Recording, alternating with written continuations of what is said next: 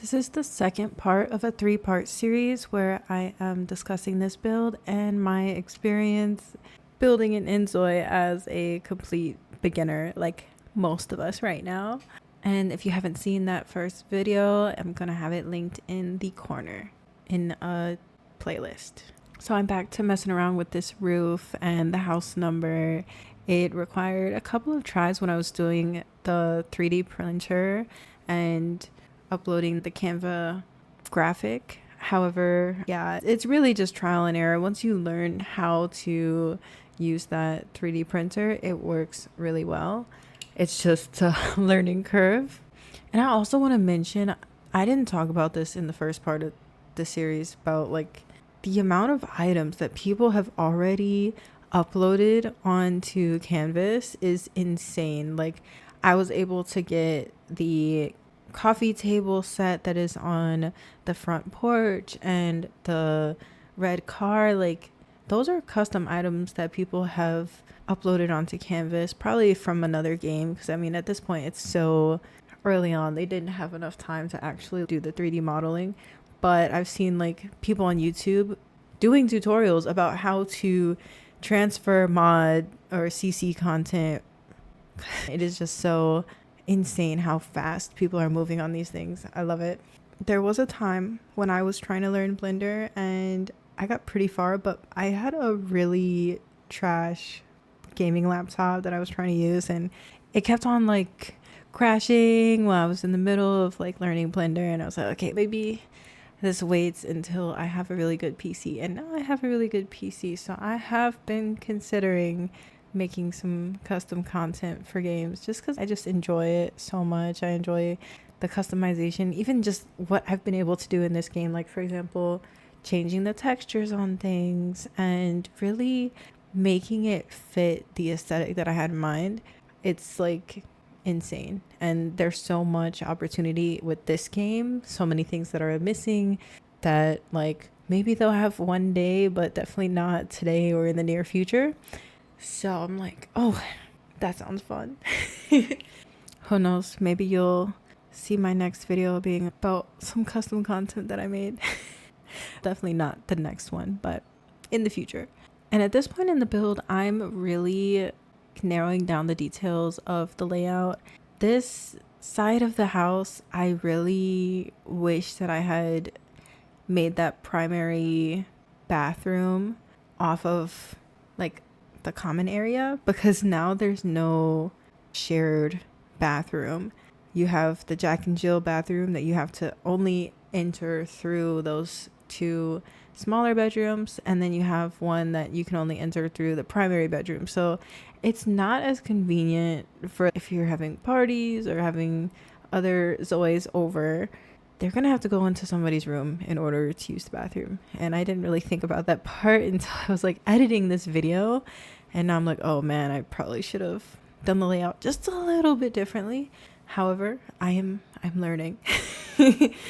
Rookie mistake. Speaking of rookie mistakes, I didn't realize that the game was launching with a door locking system, and that has been really interesting because like I'll build a bunch of stuff, build some rooms, doors, and then I'll exit out, start to play test a little bit, and the doors are locked, and I'm like, I didn't lock these doors. I don't know what's going on. I was having routing issues, like they couldn't enter certain rooms, and then I was like, oh, there's a big old lock icon on the door. Got to change that. So definitely look out for that if you're building.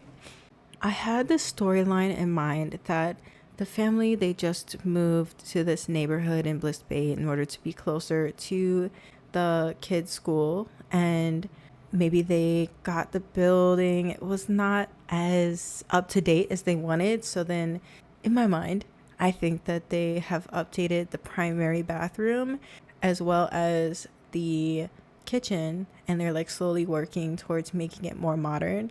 And that's why the living room still has these very old style interior built-ins and things that are like very traditional that I think personally most people should keep in their home.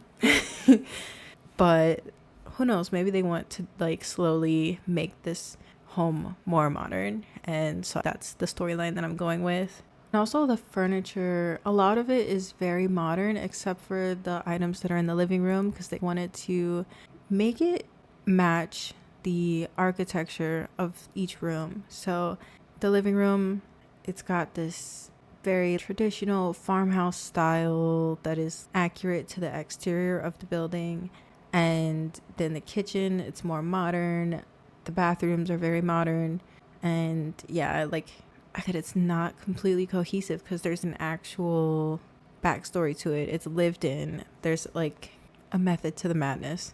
And also I feel like there's modern landscaping in the backyard and on the patio because that's something that they've like before moving in, maybe they hired landscapers and professional construction workers to refresh that part of the house and add on that patio and some pavers and things of that nature.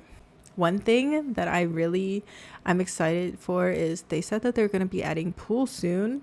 So it just makes sense to have pools in Bliss Bay. If you're going to put pools anywhere, it's going to be a seaside area like this. In the living room, next to the windows, I was trying to make it like a fully built-in looking setup. And I was trying to use platforms at first, and that just didn't really work out with the windows and also placing the curtains properly. So then I decided to just go with side tables and a built-in bookshelf on either side of the doors. And I think it came out really good.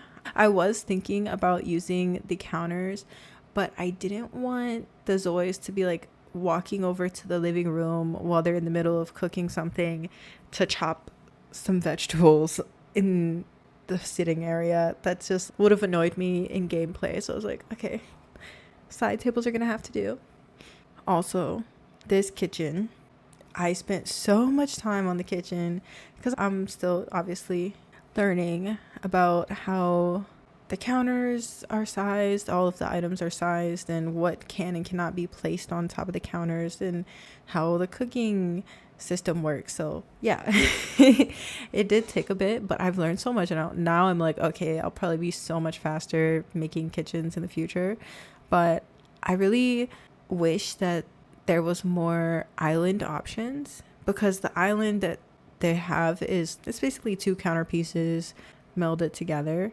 And I would like to have maybe one that is 2.5 wide so that you can have a large island, or even just like connectable island pieces that are like half size of the counters. But instead I was like, okay, I want to use the counters to have a extra large island with seating and the oven in the middle of the room. Ended up moving the oven and using a platform in the middle of the counters to create like a faux cutting board in the middle. This also hid parts that were a little bit disjointed because the bar seating or island bar, whatever, it's a little bit different height wise, I think, than the regular counters, and texture is just a little bit different. That type of thing, those little details are different. So I was like, okay, how do I make this meld together to look like it's supposed to be one piece? And yeah, I spent a lot of time on that, and I think I did pretty good. However, the platform caused a lot of issues, or my putting the counter slightly into the platform caused issues. So when I would be adjusting the rooms and architecture, they would disappear from the island. The like counter pieces that were touching the platform would disappear, and it got really frustrating. But then I just was like, okay, that I'm gonna redo it at the end of the day. I redid that counter like 5 or 6 times. So yeah, it's no joke, but I was like determined to have it set up that way. And then after I was done, I was like, you know what, maybe I spent a little too much time trying to make that happen, and I could have just gone with a smaller island for now. But I was so determined. That was like one thing that I was like, this house needs to have an extra large island for some reason. Don't ask me why. And also I brought all of those red tones into the kitchen as accents and kept that cream color to really reflect the style of the exterior and give it that farmhouse feeling. That's the same reason why I wanted to have those subway tiles on the back and then the more traditional upper cabinets to really tie things together. And throughout this build, I have that red color as well as some blues, oranges, and like pinks and purples and yellows. But mainly I stuck with red and blue because America.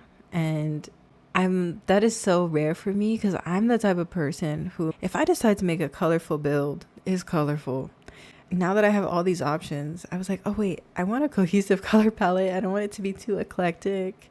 I want to stick with the theme, which was like really surprising for me because I was customizing everything down to wood textures that I found on Pinterest and fabric textures that I found on, I found everything on Pinterest.